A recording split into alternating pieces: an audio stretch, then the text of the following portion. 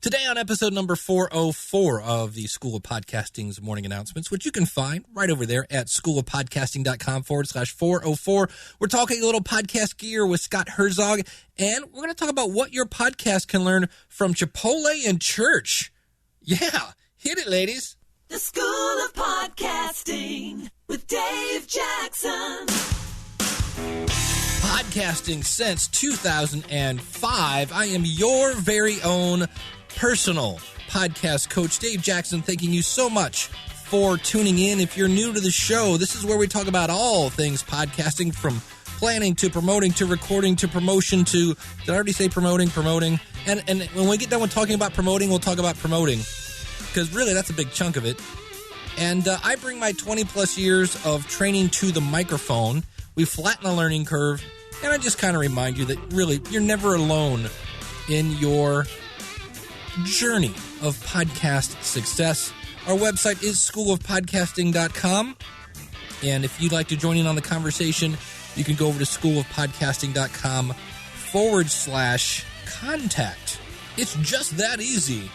And today we've got an interview, and I've got some interesting insights. Last week we talked about embracing what makes you you, and the fact that there is something different about you that only you can bring to the microphone. And we're going to kind of continue on with that particular discussion. But if you're new to the show, I always like to start off with a little either podcast news or a podcast success story. So today, my buddy Craig is going to talk about what's going on because of his podcast. Hi, Dave. How's it going? Check it out. It's from across the pond. Right. I've got a because of my podcast story for you. Splendid. My name's Craig. I'm an English teacher over here in sunny Valencia in Spain, and I teach English in class. And Spain, how cool is that? I love the global audience. Okay, he teaches English. Sorry, didn't mean to interrupt you, Craig. And I have a website and a podcast. Excellent. My wife and I love travelling, and a couple of years ago we went to Venezuela on holiday. We went to the west of the country to a small mountain area called Mérida in the west. Very remote, just a few villages, more goats than people, and we went on a guided tour for a day in a group of about 8 tourists with a local guide from the village. At the beginning of the tour, we had to introduce ourselves. So in Spanish, I said, "Hi, I'm Craig, I'm English, but I live in Valencia, Spain with my wife." Suddenly, the guide said, "Stop, I know your voice. You're the podcaster from Mansion Inglés, mansioningles.com. You have taught me how to speak English. I can't thank you enough." Now, podcasting hasn't made us rich, neither has the website. But even if it does one of these days, I don't think I will ever feel so happy, so appreciated and so humbled as I did from that person's recognition in a remote place in Venezuela. We receive thousands of emails and messages, and there's all the chatter and noise on the web, but nothing over the years has touched me more than that personal encounter, which showed me the true reach and power of podcasting. There you go. How cool is that? I love the fact, you think about it, we talked with Jordan Harbinger, and he was over in Vietnam. He typically podcasts from Michigan here in the States. He goes to Vietnam, and somebody else recognized him. That is very, very cool. And you can find Craig at Mansion, that's MansionIngles, Mansion Inglés. Thank you so much for doing that. And again, this shows you again that some of the best rewards have nothing to do with money. So thanks again, Craig, for sending that in. Speaking of sending things in, I want to congratulate Mike Schell. Mike was the first person to answer last week's survey question, which was, who was the guy that was talking about how you had to have passion because the work is hard and without the passion you'll never make it? That was one Steve Jobs. That is from a clip where he and Bill Gates were interviewed at the same time from 2007. And it's interesting because at the time he had an iPhone in his pocket that had not been released. So it was a very interesting interview. I'll put a link to that out in the show notes. Go out to schoolofpodcasting.com/404. Also want to say hi to Chris Cohen from popmockers.com, Tony Manzo, Richard Grimshaw from DONAN.com, Tim McGovern, and Joe Hicks from the AboveAverageJoe.com. And they also all answered Steve Jobs. Just Mike was a little faster on the trigger. Now, I want to do something. I always spotlight new members from the School of Podcasting, and I do want to mention that I am going to be doing a Planning Your Podcast class. Now, this is going to be May 3rd. If you go over to howtopodcast.com, again, HOWTO podcast.com, you can sign up for this. This is going to be May 3rd. That is a Saturday at 12 noon Eastern Standard Time. Now, if you can't make it at that time, you will get a copy of the recording as well as a podcast launch sheet. So a handout that's going to be going over that. And some what this tool does, this class helps you answer all the questions that you need to answer before you even think about buying equipment. A lot of people really, they skip this step. They just go out and buy a microphone, and then it's later when they say, I wish I would have found you sooner. So if you're interested in this class, go over to howtopodcast.com, and you'll see this is May 3rd, and it is a limited seating. And one of the things I loved about this is I had a class a little while back, and Joe was in it. He was in my Podcasting in 6 Weeks class, and it was a really small group. I didn't promote it a whole lot, and it's great. I'll be spotlighting those guys because they all have podcasts and iTunes, and I just want to play a little bit of the beginning of Joe's show. It's called the Above Average Joe Show. The Above Average Joe Show, session number 1.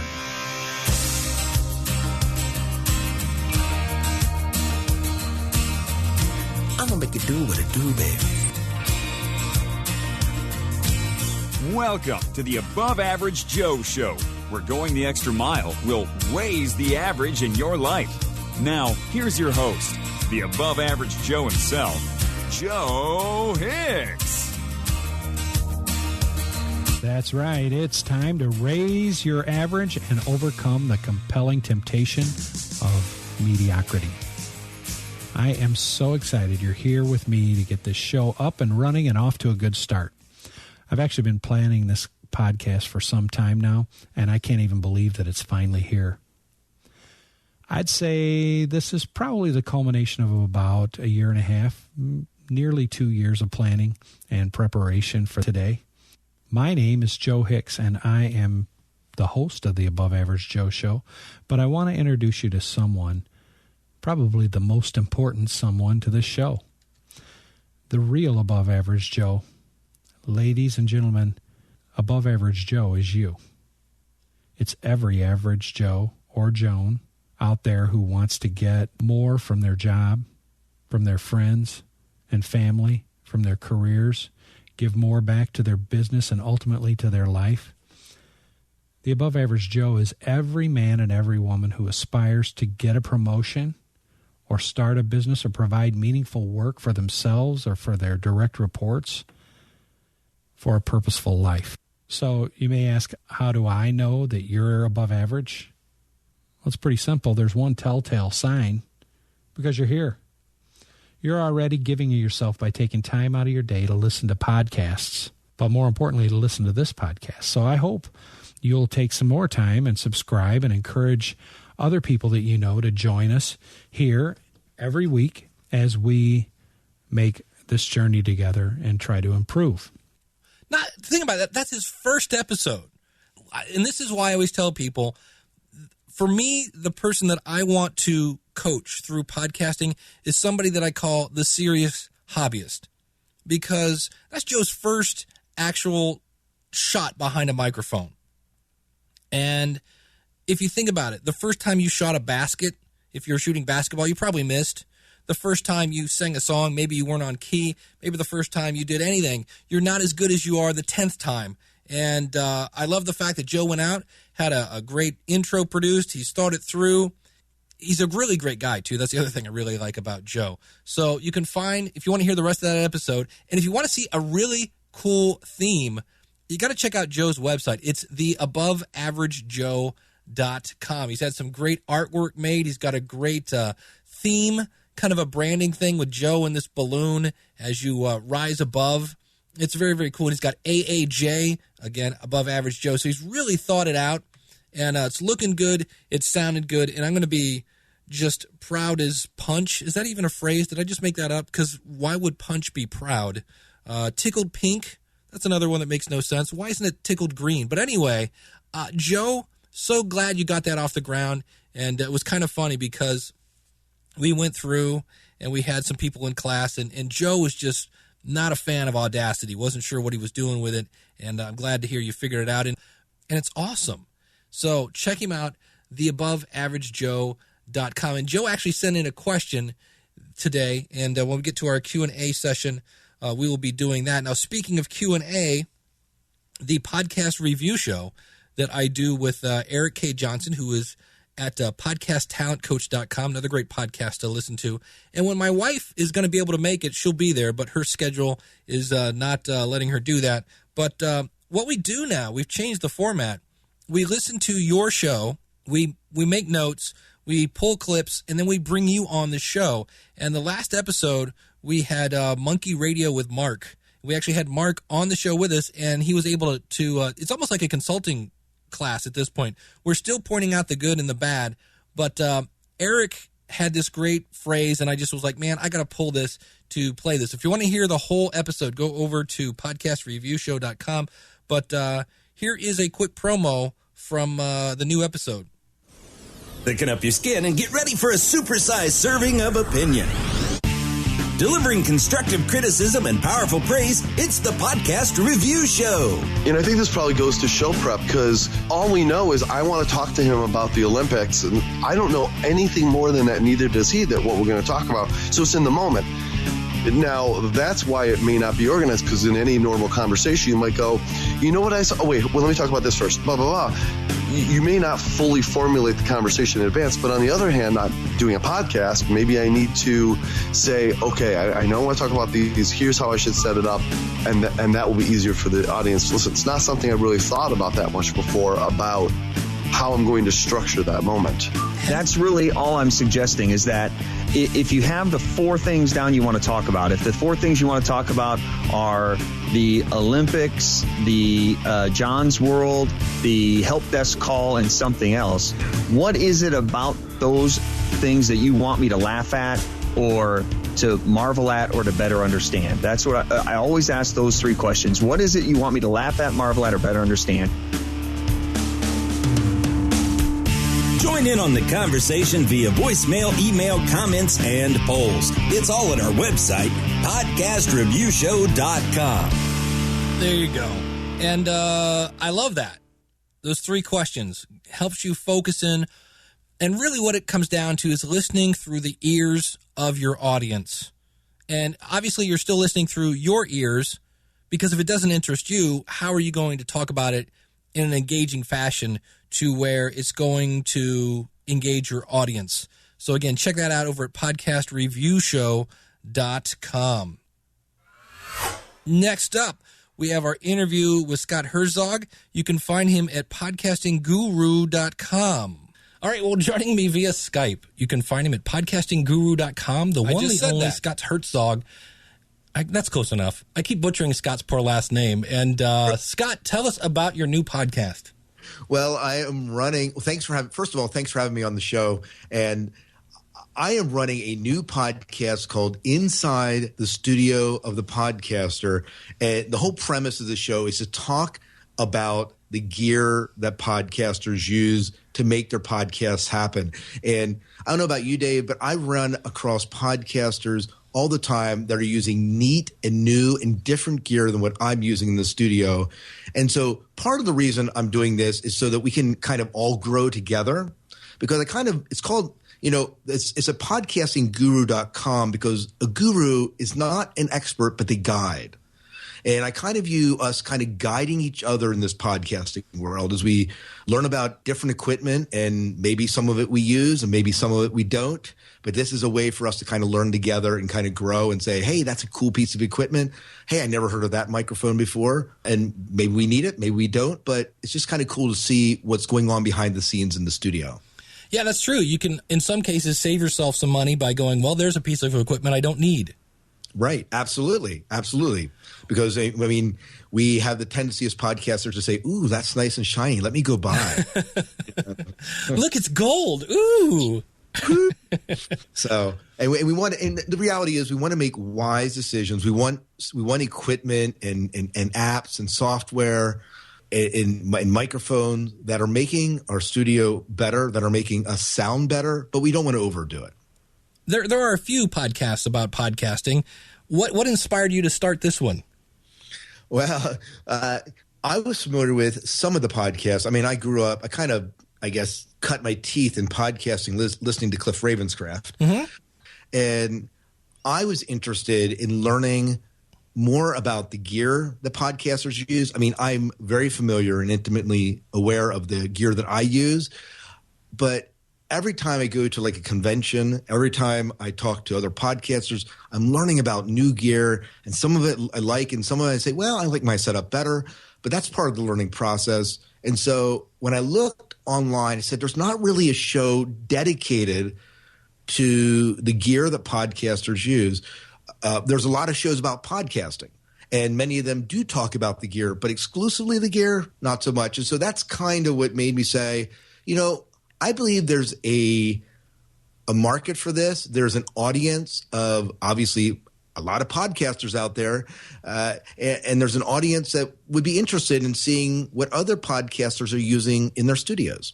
Now, are you worried that this podcast could be expensive for you? Because I could see if I did this show, I'd want to buy every other piece of equipment. Well, I will tell you that I have bought some gear because of people I talked to on this podcast already, but I feel like I almost have my studio the way I want it. So except for some small things here or there, I don't really feel I need to go overboard in gear. So I don't feel a huge temptation for that. But I understand the concern. And I think I keep telling my wife, I'm like, hey, this is a way to connect to other podcasters and a way to find out and learn about other gear that's out there that maybe I'm not using. And I try not to spend too much. And you said you as many people did, you learned about podcasting by listening to Cliff Ravenscraft. So I'm going to assume you have a Heil PR40. How did you guess? What else? What other kind of gear you got? So I have a Heil PR40, and I actually when I started out, just to back up, I started out with the little blue snowball, and quite early on, I said the moment I started speaking into the snowball and listening to it, I'm like, oh man, this picks up way too much noise for me, and so I think I fired up my SM58. And I was running into a Behringer mixer for a while, mm-hmm. and then that ran into, let me see what I have, the Zoom H2, mm-hmm. that's a flash recorder. And then I graduated to the Tascam DR7. And most recently, one of my recent gear acquisitions, not because of the show, but prior to that, was the Zoom R16. And so that allows me just to record directly into it. It allows me, what I love about the Zoom R16 is I can record my co-host sitting across the room from me, my voice, and plus maybe another line in, my sound effects or whatever, all on separate tracks. When I boot them into Adobe Audition, it separates them all and makes them sound, and I can level them and make them sound beautiful. So the R16 is not your typical portable recorder. What is that? Well, it's made by Zoom, the same people that made the Zoom H2. Basically, I think this is actually a musician board, and I encountered it because of a co-host that I work with on the Dune Saga podcast, David Moulton. He uses it, and he lugged this thing. It's not real huge. It's, I don't know, maybe 1.5 feet long and maybe not quite 1 foot wide, and it's pretty thin. And he would lug this to the conventions we would go to because we cover a couple different sci-fi conventions throughout the year. And so he would lug this, and he has this bag of a bunch of basically SM58s, and we would plug in, And one of the episodes I was editing, and I love the fact that I was able to edit these tracks separately. I bypassed the computer altogether. Early on when I was podcasting, there's a lot of people that record very successfully into the computer. I bypassed it because I found that some of my earlier computers made a lot of noise, and I had times where it glitched on me. And so I got kind of gun shy with the whole thing. So I just bypassed it and just recorded straight to a flash recorder. So just to, I'm going to jump in here. What this is, it's a multi-track recorder. So when you hear about musicians going to the studio and we had a 48-track recorder, things like that's what this is. This is not your typical podcast gear. This is thinking way outside of the box. Not a bad idea. I just don't see this as something that everyone will adopt. It is kind of overkill. And in fact, really, programs like Audacity and Adobe Audition and Sony Music Studio, those are multi-track recording software. So you can kind of do that. You can mix down things separately in the software. You can't record them separately, and that's what this program allows you to do. Now, you can use something like the Zoom H4n or even the H2 and have two people each in their own separate tracks. What this allows you to do, if you wanted to go completely crazy, is have 16 different things recorded at the same time. Yeah, that's it. And I think everybody who does that for an extended period has the, oh man, that one time I was having the best interview ever, and then it went sour. We all have those no matter what equipment we use. So now your show's, just coming out of the gate, and any equipment that you've heard of at this point that you're like, wow, I had no idea. Well, the compressor that we talked about that'll be airing probably a couple episodes from when you hear this, depending when you air this, Dave. The compressor, the 286A that you use, absolutely phenomenal. I'm definitely in the market to pick up one of those. Very cool. Yeah, it's my baby. I love that thing. And there's people that are using different software than I use, like Doug Payton's using Goldwave for his audio editing software. I never even heard of Goldwave prior to that, and I didn't hear of Alphonic. I didn't, until I chatted with him as well, and so I begun using that. That doesn't cost you anything at this point. It's free, alphonic.com, and it just helps streamline the process of me putting out a show. And so some of the gear is gear that I didn't hear about, but I'm using now, and some other stuff I'm like, well, that's kind of cool, and people are liking it, but I still don't use it. Well, and it's nice to get a firsthand accounting of it, because it's not so much. Oh, yeah, obviously you're asking what's your favorite equipment, so everything's going to be positive, but it's nice to get somebody who's got real hands-on experience. Well, and that's the thing, Dave. I mean, the reality is, when someone is talking about a piece of equipment that they're using, we aren't necessarily getting the manufacturer's sell point. We're getting someone who's actually using this equipment in the studio and making it work for them. And so is it going to be positive? Yeah. But it's also – but we don't just talk about the positive things. I mean, we talk about some of the drawbacks on some of the recording software, and I know with Alphonic and with some of the other things we talked about. So it's not all like roses. Right. But it is very positive, and I think that's important to hear as well. How are people using this successfully? And the reality is there's some people that will use the same equipment, and for them it's going to be like, maybe it doesn't work quite as well, but this person is making it work for them in their studio, and I think that's awesome. Well, you've said you've been doing your sci-fi podcast you've been doing for how long? I guess 2009, early 2009 is when I began that, and I was podcasting, I guess – 2008 is when I began podcasting. So okay, so it wasn't my first podcast, but it's been the longest running one.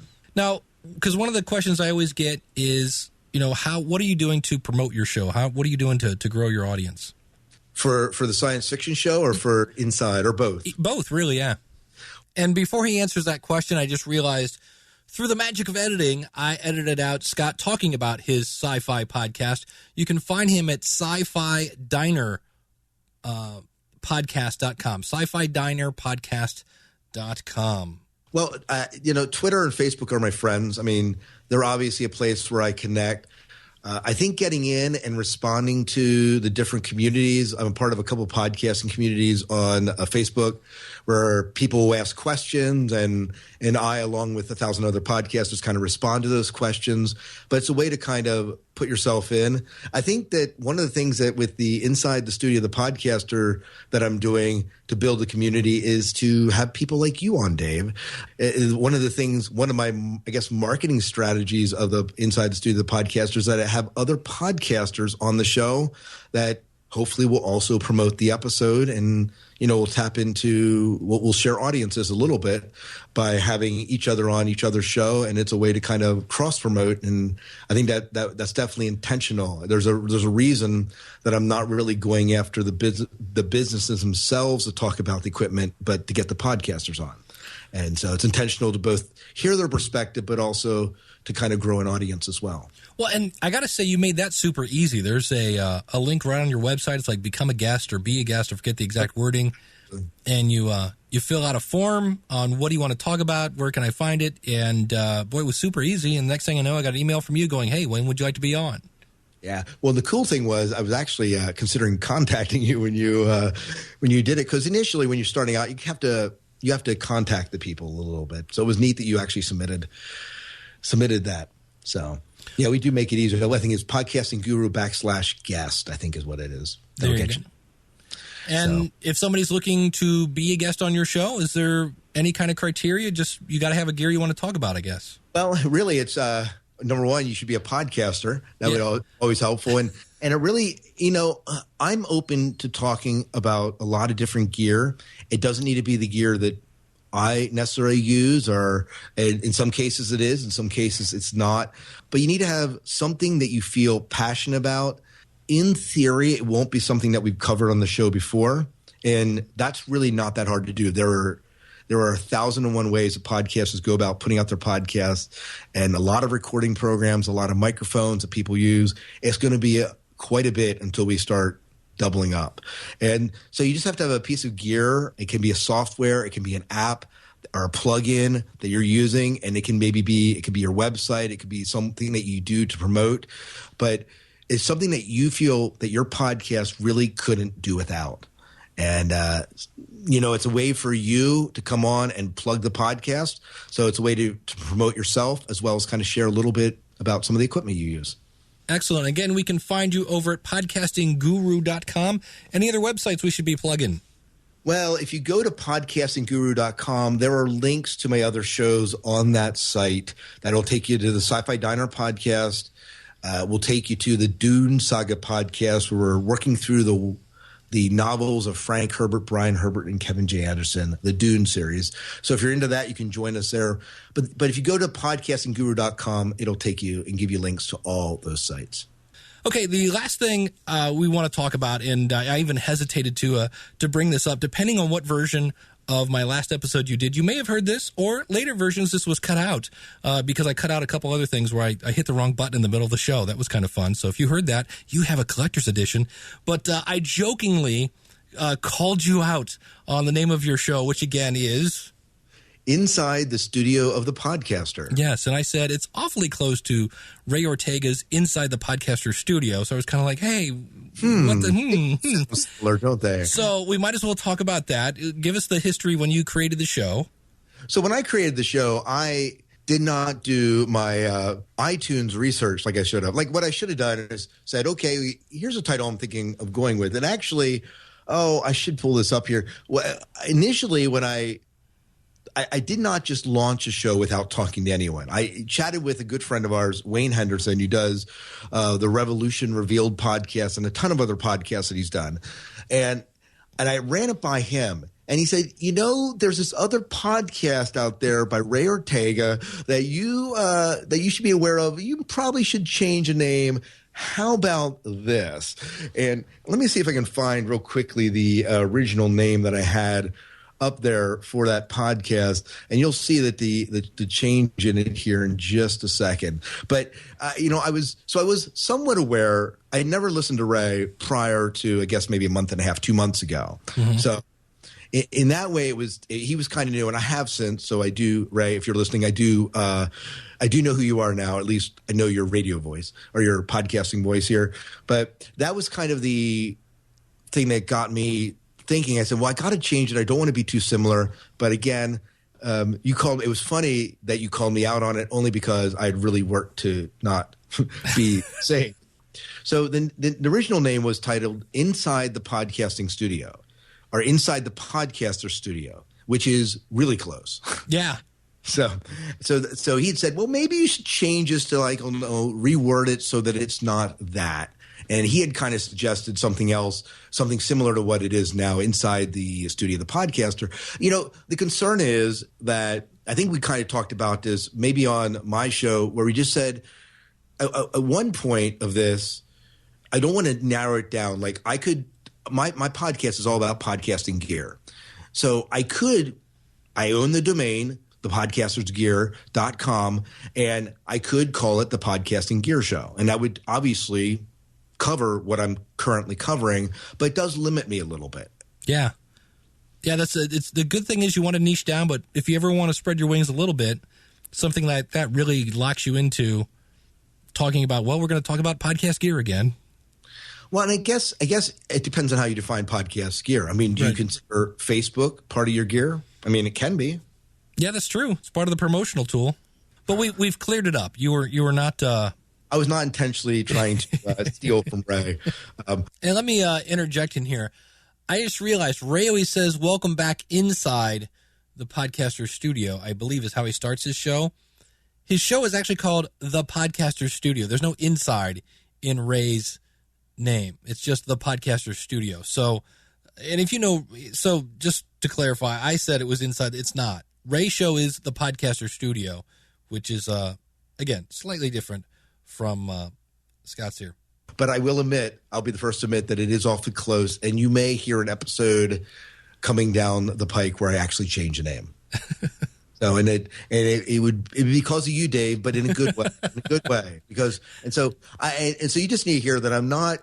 If there's a way that I can make my show better and further distinguish myself, then I want to do it. I mean, that's it. It's that old. That's what one of my mantras is: constant improvement. I'm always, and really, if you think about it, that's the ultimate for a podcast gear show, because we could go out and spend $2,000 at whatever Guitar Center. Yeah. And the next week we'd be like going, I wonder if we could get, can I find a better pop filter? Right. Dude, you can make those out of pantyhose just as well as you can buy them. But maybe I should use gray pantyhose instead of brown or sheer. Yeah. Excellent. Well, thank you, Scott, for coming on the show, man. I deeply appreciate it. It was an absolute pleasure. Again, find him out at podcastingguru.com. If you like what you hear, then go tell somebody. If you like what you hear, then go tell somebody. If you like what you hear, then go tell somebody. Oh, Lord, go tell somebody. Yeah, go tell someone. All right, I want to talk today. We've talked in the last episode about embracing what makes you you and the fact that you do bring value that nobody else can bring to the microphone, to your camera. And I want to talk about an industry where a lot of people could go, oh, I'm not getting into that.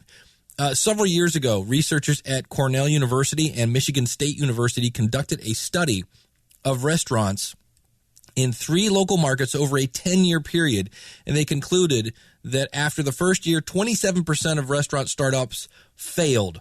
After 3 years, that number went up to 50%, and after 5 years, went up to 60%, and at the end of 10 years, 70% of restaurants that had opened for business a decade before had failed. And I've got sources for this out again at schoolofpodcasting.com/404. And on the other hand, all right, that's one thing. It sounds kind of bleak.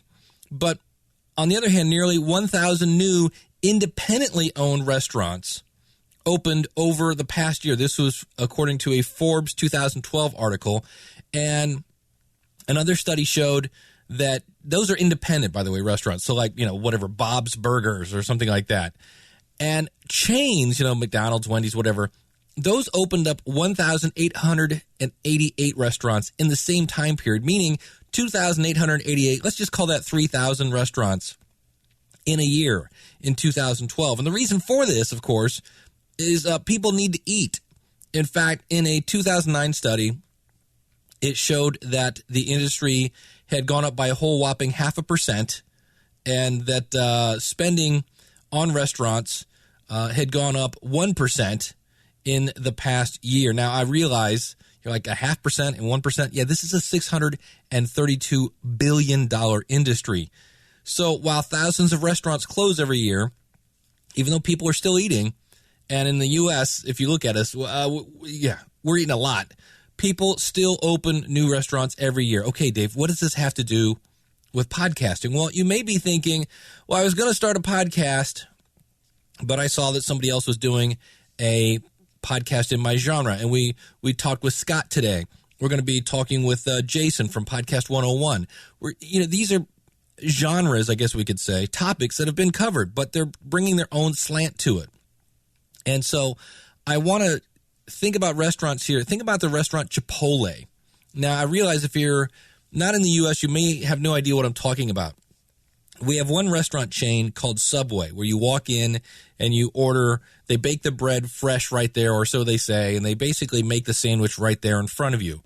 Chipotle takes this same framework, hence the point here. I talked about people. You take an idea and then you put your slant on it. So Chipotle takes this. They serve tacos and burritos, and they have a very focused menu. So that would be my first thing that we can learn from Chipotle. Number one, they niche down their menu. It takes next to nothing to order because there really isn't that much on the menu, and you don't have to sit there and study it. They provide consistent content, right? They have a well-oiled machine. If you go to a Chipotle, you'll notice one thing. First of all, you're probably going to notice that the guy behind the counter that's making your burrito has giant earlobes. I wish the chances of winning the lottery were as good as the chance that the guy making my burrito, or in my case, a crispy chicken taco, has those giant earring loops. I don't know what it is about Chipotle, but that's one thing that's consistent. But you're going to see there's one person cooking, one person chopping, and about 3 or 4 people scooping up your food for you. And no matter what location I go to, my crispy chicken tacos taste the same. I can rely on them. I don't have to worry about wasting my time if I go to a Chipotle restaurant. They also get to the point. And when you go there, now I will actually go, there's one right by where I work, and there will be people lined out the door at lunchtime. But I will actually get through that line faster than if I go to, let's say, a McDonald's or a Wendy's, and I sit in the drive-thru with maybe 4 cars in front of me. I'm thinking I've only got 4 people. Chipotle will blow through literally a line of about 14 people faster than if I go through a drive-thru. When you get up to the person at the counter, they don't ask you, hey, what's the weather like out there? No, it's what can I get you? Then they ask you for your toppings. They know what I need, and they know really I don't need chit-chat. I don't need to talk about the weather. What I need is some food. And they focus on that, and they give me what I need. The other thing they do is they embrace their differences. We talked about this last week. What makes you, your experience, and your attitude, and all those things that make you, you. And in the case of Chipotle, they stood up and said, look, we don't like the way that the farm industry is raising things like pigs and chicken. And so they stood up and said, no, we're not going to do it that way. We don't want to feed people a bunch of food with pesticides in it and things like that. And so what's interesting now, their brand means more than cheap, spicy fast food. It's a statement that ties in with a lifestyle and about thinking different and standing up for what you believe in. So now when you wear a Chipotle shirt, it doesn't just say, I like chicken tacos. It's saying, I care about treatment of animals. So that's some of the things we can learn about Chipotle. Number one, they weren't afraid to start. They went into an industry that has tons of competition, but they did something different. They didn't just say, well, we're going to call ourselves McSmithers, and we're going to do we're going to call it the Big Earl, which has 2 all-beef patties, special sauce, lettuce, cheese, pickles, onions on a bun, which, if you're not familiar, is basically the Big Mac, right? They didn't go in and just rip it off. They took Subway, like they're not serving any subs at Chipotle. Why? Because that's Subway. They're Chipotle. They embraced what they wanted to do different. They have a well-oiled machine that's well planned out, and you get in, you get out, and you get what you need. Okay, so that's what we can learn from Chipotle. They weren't afraid to start, even though all sorts of restaurants close all the time. They went ahead and did it, and what do you know? Their audience that found them, I had a friend of mine. How did I find out about Chipotle? I had a friend of mine that said, have you ever been to Chipotle yet? And I'm like, what's a Chipotle? And he goes, oh, you got to go. It's like tacos. And I'm like Taco Bell. And he's like, oh, Taco Bell is like dog food compared to this. Wait till you hear this. They provided content that made people tell their friends. That's a key point there. All right, so think about this. Think about, and this is not a sermon. This is not any judging thing. We're going to talk about churches here. Now, why? And I'm going to get in a lot of trouble for this next sentence. Churches have the same, you ready? Product. Ooh, I know a lot of people are like, what? Did you just call Jesus a product? No, seriously. Think about this. All right? Every Christian church has the exact same story. They're delivering the story of Jesus Christ. The majority of them say he was the Son of God, born of a virgin. He died on a cross for you and rose from the dead 3 days later. Almost every church, I'm pretty sure, is going to say that. So why do more and more churches open every year? Well, according to this, man does not live by bread alone. People have a spiritual need. And I don't want to get into that can of worms, but a lot of us do. But then why are so many churches closing?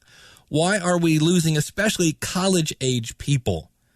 Well, there's a couple different reasons for that, and I'm going to say some of it is the delivery. And I want to bring up this point. Gone with the Wind. Have you ever heard of that movie? It was made in the 30s. It was my mother's favorite movie. And if you ever get a chance to see Gone with the Wind on the big screen, you got to see it just for the scene where Atlanta is burning. But Gone with the Wind came out in the 30s in the theaters, obviously. Then it went to VHS. Then it went to DVD. Then it went to Blu-ray. Same exact message, different delivery system. All right, but the same message. And so, in my opinion, there are churches that are stuck in VHS. They're not changing the delivery of this. And so, the church I go to actually provides earplugs for those that don't like their anthems to rock. I mean, we clap our hands. We literally, and I'm not making this up, we have smoke machines in my church. It is cool. And you know who loves our service? Yeah, the college kids that left the church that didn't change. So they have all the same message. Many follow the same format, right? You have your announcements, then you pray, then the music, then the offering, then the sermon, then the song, then the exit. My church that I grew up in has not changed their format ever. And consequently, it's kind of boring at times, right? So when I used to do a show, I still do occasionally, called Grow Your Church Show, and it researched church growth. And again, this is tying this back into podcasting. The churches that are growing, at least in America, almost all of them, they go out and they find out what's going on in their community. They find out what they need, and they go into their community and they help them solve them. Now, I want to talk about Joel Osteen. Now, I affectionately refer to Joel Osteen as the Happy Jesus Man. And he actually opens up his sermon with a joke. Sounds like this. For tuning in, and thank you again for coming out. I like to start with something funny, and I heard about this pastor. He found a dead mule on the church grounds. He called the health department, and they said they couldn't pick it up without authorization from the mayor. Well, the mayor was known to be very rude and hard to get along with. When the pastor called, the mayor didn't disappoint. He started ranting and raving and finally said to the pastor, "Why are you even calling me? Isn't it your job to bury the dead?" The pastor prayed and asked God for the right response. He said, "Yes, Mayor, it is my job to bury the dead, but I always like to notify the next of kin first." There we go. Little yuck. But here, laughing in church, are you kidding? Yeah, then he actually has them hold up their Bibles and state how they believe it to be true, and it basically sets the stage for what they're about to get. So in a nutshell, here's what's going on with Joel Osteen. He has niched down Christianity. There are all sorts of stories in the Bible where God's wrath is shown and he's going to smite you, right? There are all sorts of verses about Satan and hell. Joel got to know his community, and he found them to be poor in spirit. They lack self-esteem. They may lack skills on getting along with their family, their coworkers. And so he's identified his audience. Check this out. Here's this clip. And tell me if when you listen to this, you don't go, yeah, okay, that's me. I want to talk to you today about being comfortable with who you are. There's an underlying pressure in our society to be number one. If we're not the best, the leader, the fastest, the most talented, the most beautiful, the most successful, then we don't feel good about ourselves. We got to work harder. We got to run faster. A neighbor moves into a new house. Instead of being inspired, we're intimidated, thinking that's making me look bad. I got to keep up. A coworker gets a promotion. We feel like we're falling behind. A friend is going to Europe on vacation. We're going to our grandmother's 12 miles down the road. If we're not careful, there's always something making us feel like we don't measure up. We're not far enough along. But as long as you compare your situation to others, you will never feel good about yourself. Because there will always be somebody more talented, more beautiful, more successful. You have to realize you're not running their race, you're running your race. You have a specific assignment. God has given you exactly what you need for the race that's been designed for you. So there again, you can see that he's using humor. In fact, here's a little more humor. You shouldn't feel less than if someone seems to have a more significant gift. It takes a secure person to say, I'm comfortable with who I am. See, I realize I'm never going to be able to minister like T.D. Jakes. But that's okay. Maybe one day he'll get better. But I hear these ministers, they have deep voices. They're great orators. They can move the congregation with their words, give you chill bumps. And I get up here with my Texas twang. This is what I've been given. I can improve it. I can develop it. I can cultivate it. But my voice is never going to sound like James Earl Jones. There's always going to be somebody that can minister better, further along, more experience. But you know what? That doesn't bother me. I know I have the gifts I need for my assignment. And here's the key. You don't have to have a great gift for God to use it in a great way. So here again, he's using humor, but he's tying it back into his message, which in his case is God. The other thing he does, again, we're going to talk about. So his delivery is a little different. It's a little more, dare I say, fun. And the other thing he does, we'll just play a small clip of this one, is we've talked about the importance of stories. If you can find a story to help illustrate something you're trying to get across, it seems to be the secret sauce. When my father was 17 years old, he gave his life to Christ, the first one in the family. He knew that he was called to preach. There you go. So you get the idea. He's using stories. So, and Joel talks a lot about how God's favor is waiting to be poured out on you. Now, okay, so he's got a different delivery, and is it working? Well, his church, it meets in an old arena used by an NBA team. So the NBA basketball team moved out, and he moved in. It seats about, 16,000 people. Same message. He's niched it down. I'll be the first to say I've never heard him talk about hell and Satan and, but on the other hand, he seems to understand his audience, and he's pulling out pieces of the Bible that he needs to hear. So I'm not here to argue if he's a good pastor. I know Joel Osteen, like most people who are successful, is a very polarizing feature, whether you're Donald Trump or Rush Limbaugh or Howard Stern. A lot of people, you either love Joel Osteen or you hate him.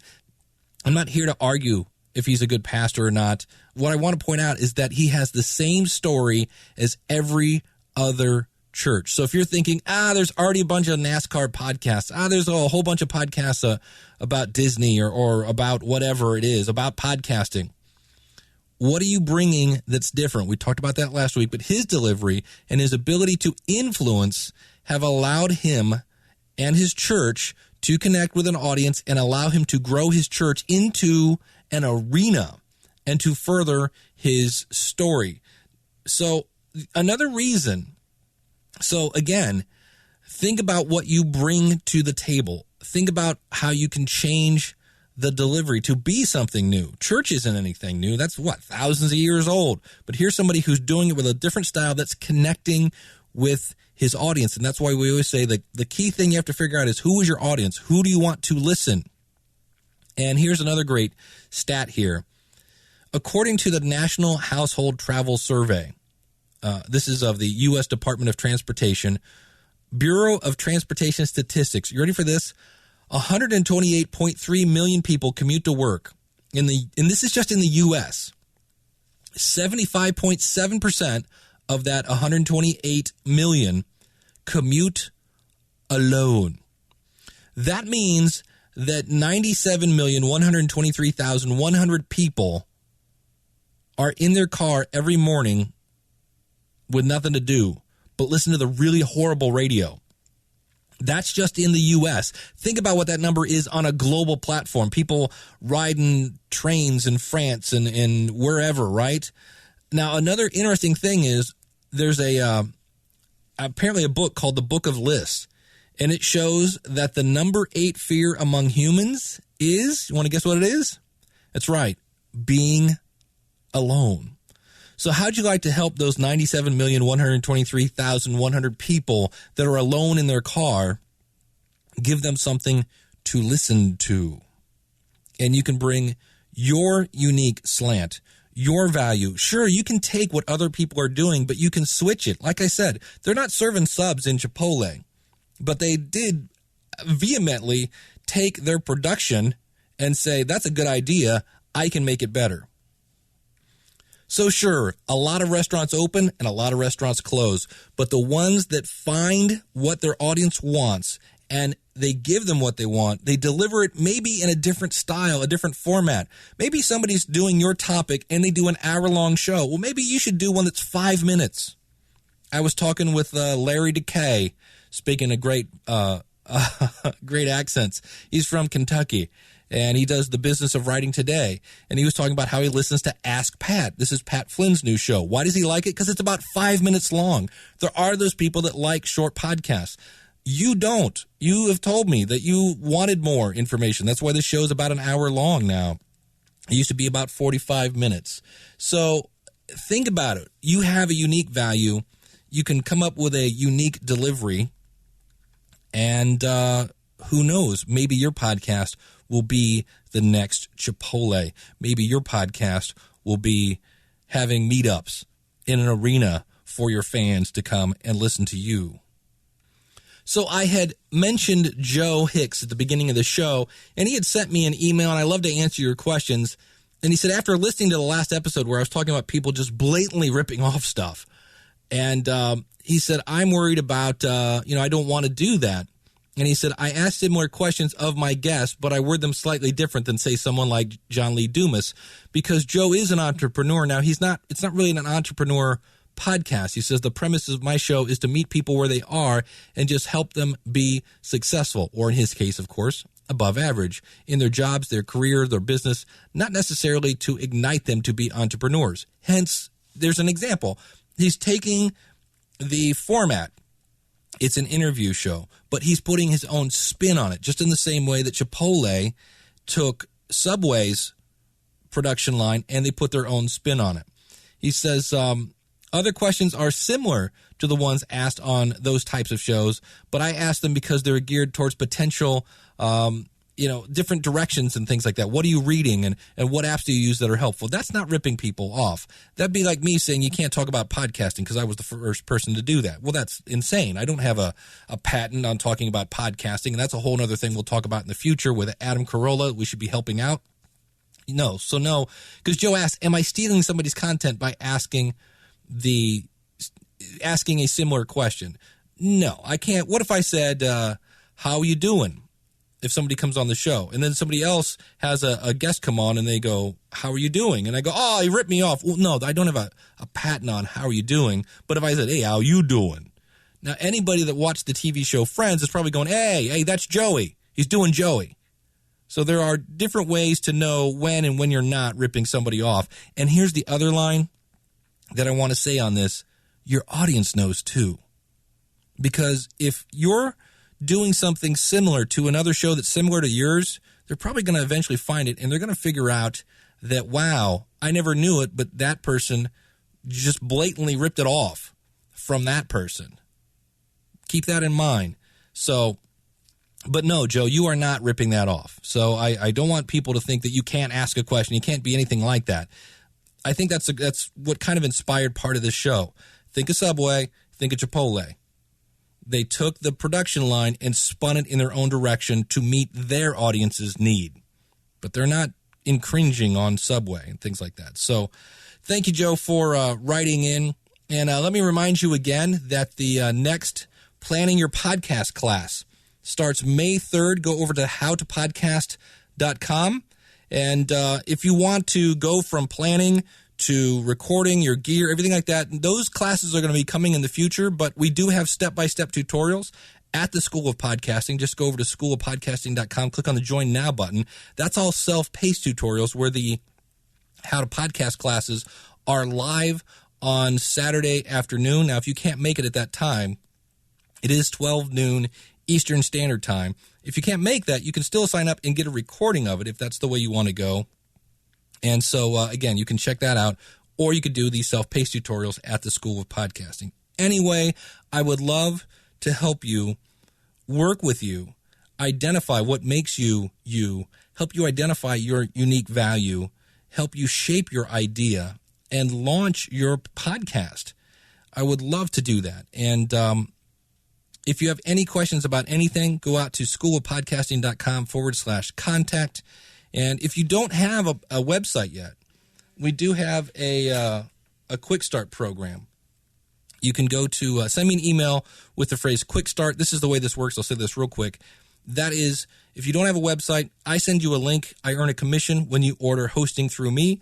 I take my commission and I go, thank you. And I give you a free month at the School of Podcasting, and I set up your website, and I install WordPress for you. And so you end up with a bare bones website. You have to do the graphics and obviously the content, but you also then have access to tutorials that show you how to manage your website, and of course, how to plan your podcast, how to get your gear, and all that other stuff. So thank you so much for tuning in. In next week's show, we're going to be talking about deadlines. Are they a good thing? Are they a bad thing? Because I know my last week's show, I felt I had a deadline because I always put something out on Monday. My father had passed away, and that's the story of, is a deadline a good thing or a bad thing? And I should say to everyone who reached out to me to offer their condolences, thank you very, very, very, very much. I'm doing okay, and my family's okay. My dad was 84 years old, and that was his call. He had cancer come back, and he went, you know what, I'm not fighting this time. I'm done. I'm good. I'm ready to go.